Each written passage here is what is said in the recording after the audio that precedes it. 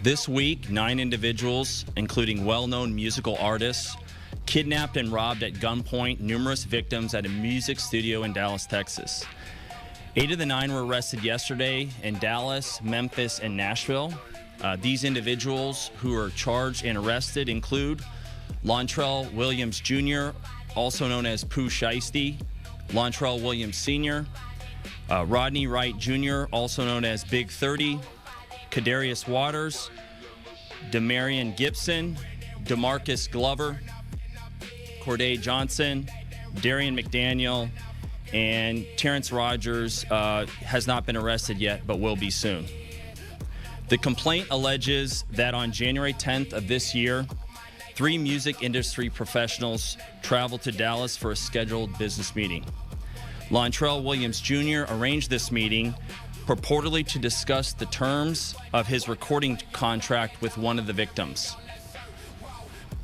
As alleged, once these 3 men were inside the recording studio, Williams Jr. and 8 co-conspirators, several of whom traveled from Memphis, Tennessee, executed a coordinated armed takeover.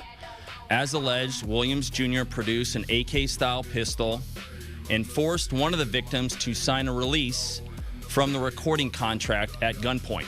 The remaining conspirators displayed firearms and robbed the other victims of Rolex watches, jewelry, cash, and other high-value items. One of the victims was actually choked by one of the defendants to the point of near unconsciousness. Defendant Wright barricaded the studio door with his body to prevent the victims from escaping. The ringleader of the conspiracy, Lontrell Williams Jr., was on home confinement at the time of the offense, as alleged, for a prior firearms conspiracy charge and conviction out of the Southern District of Florida. Towards the end of his prison sentence, he had been granted home detention.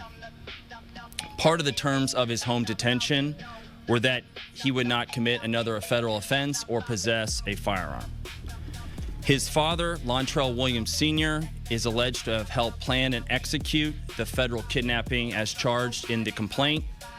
And as described further in the complaint, within hours of leaving the Dallas studio, a number of the defendants were on social media displaying some of the items that appeared to be the jewelry that had been robbed from the victims. The charging document outlines some of the evidence, just some, establishing the defendants' roles in the federal offense. This is as follows: electronic monitoring data placing Williams Jr. at the offense location, which would put him in violation of his home detention conditions.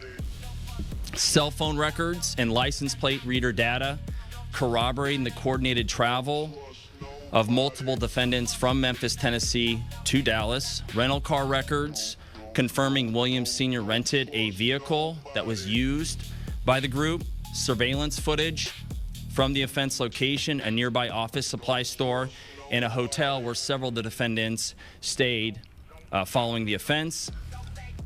Fingerprint evidence as well that was recovered from the crime scene, matching at least 2 of the defendants. Social media posts by defendants displaying what appears to be stolen property just in the days following the offense. Greyhound bus records confirming the travel of multiple defendants from Dallas to Memphis the day after the offense. The victims in this case came to Dallas to conduct legitimate business, and they were met with firearms and violence as alleged in the charging document. This case should serve as a warning to others who believe that using violence and intimidation tactics to rob others in our community is a viable way to conduct business. It was off Dallas Parkway in Dallas, Texas, a music studio. That's what's identified in the complaint. As far as victims go, we won't get into at this time who the victims are or not. Can you describe the injuries suffered by the 3 victims?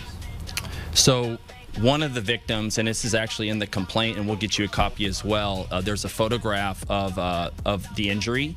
It looks like there's some abrasions on the neck and arm. Agents are working to find him. The complaint has already been unsealed, and a number of these defendants have had their public hearing already, their initial appearance, and so it's already out there that this individual has been charged, and so that information is in the public record. But I trust that the agents will be able to identify this person and find them and bring them to justice. Of course, that person can turn themselves in immediately. 8 of the 9 happened yesterday, and then we're still working on one more. And that was, again, a lot of those happened in Memphis, one happened in Nashville, and we're working now with our Georgia counterparts to get the last person brought to justice.